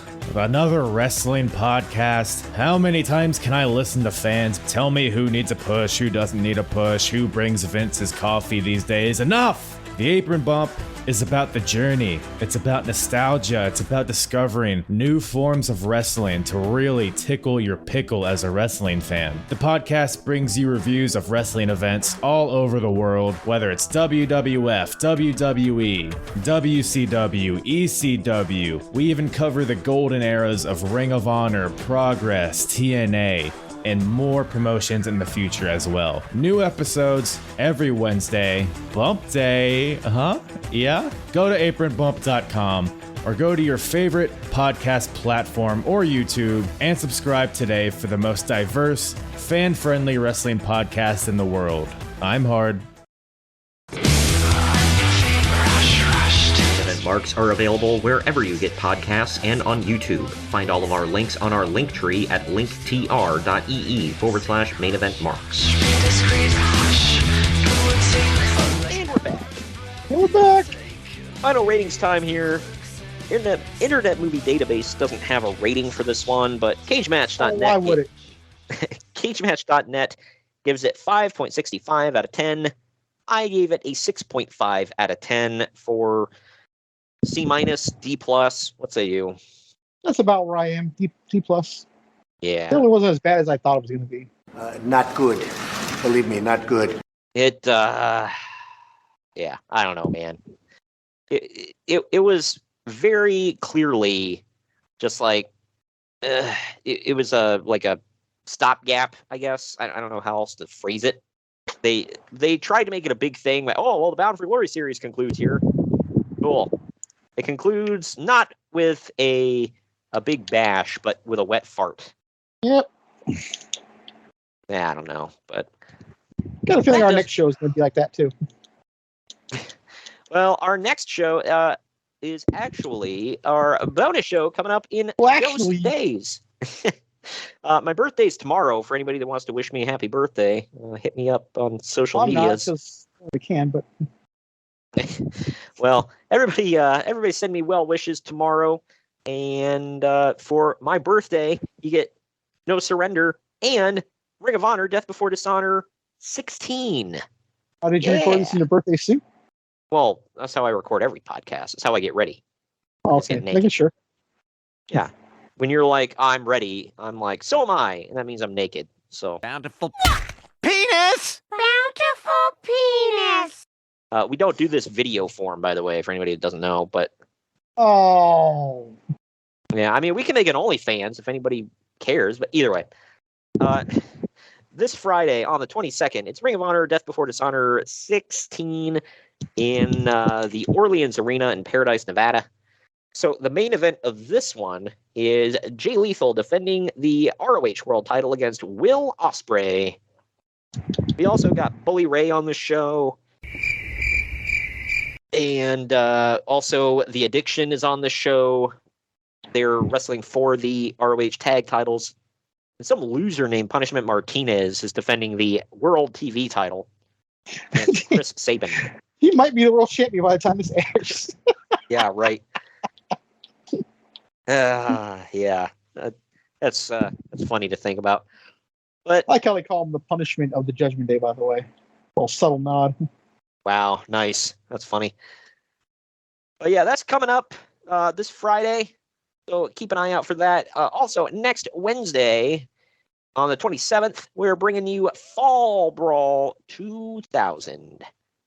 Don't roll your eyes at that right away. You might be surprised.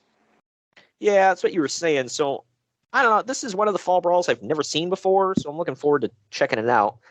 The main event is Booker T going for the World Heavyweight title against Kevin Nash in Caged Heat. We get a bunkhouse brawl between Jeff Jarrett and Mike Awesome. There's some other stuff in the match, too. Yeah, what is it? Elix Skipper defending the Cruiserweight title against Kiwi. And people may laugh at that. Well, Elix Skipper's good, but dude, Kiwi was pretty damn good. He had a stupid gimmick and a stupid look, but he got a Hall of Famer on his arm. Yeah.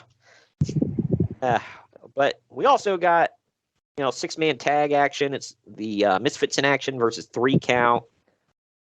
We get the Harris brothers taking on Chronic, and I did not see that coming. Oh, well, that's something to watch. Yeah, it's a First Blood chain match. Because every match has to have a gimmick, bro. Lance Storm defends the U.S. title against General Erection with Jim Duggan as the special guest enforcer for Canada. The Filthy Animals take on the Natural Born Thrillers in an elimination match. Shane Douglas and Tori Wilson. Let me tell you, man, that is a cluster and a half. You don't say. Well, you don't even know what's coming yet, but trust me, it's a mess. Let me rephrase that, by the way. It's the Filthy Animals and also Big Vito and Paul Orndorff taking on the Natural Born Thrillers. So, yeah. So, are you even going to bother to question what I'm saying right now? And it gets plenty of time, 16 and a half minutes. Yikes. Then we got a scaffold match because, those always draw the house. It's Shane Douglas and Tori Wilson versus Billy Kidman and Medusa. It's not a scaffold match. It's a Pittsburgh plunge match. Right. And Sting also takes on Great Muta and Vampiro in a triple threat match. I know you're thinking on paper that sounds like it'd be good. It's not. Yeah, I mean, these three should have a good match, but there's some special guest commentary, by the way. That Violent J and J, you dope. Yep. Hell yeah, man. Oh, I forgot this one. We got a no DQ match: Scott Steiner versus Goldberg, and that one gets plenty of time, almost 14 damn minutes. Because you're just talking about things being overbooked. Yeah. Well, Greg, when I what was that? We're just gonna let that simmer, the overbooked thing. Well, Greg, when I think of almost a quarter of an hour, I think of Scott Steiner versus Goldberg. So there's that. But I don't know. I'll hold my judgment until I see the show. It looks like crap on paper, so I'll just say that. Well, that does it for today, man. Thank you for joining me. Hell of a day, huh? Yeah. Thanks for joining me today, Greg. Yeah, thanks for doing this to me. You're very welcome. And we will see all of you loyal listeners again this Friday with Ring of Honor Death Before Dishonor 16 and next Wednesday with WCW Fall Brawl 2000.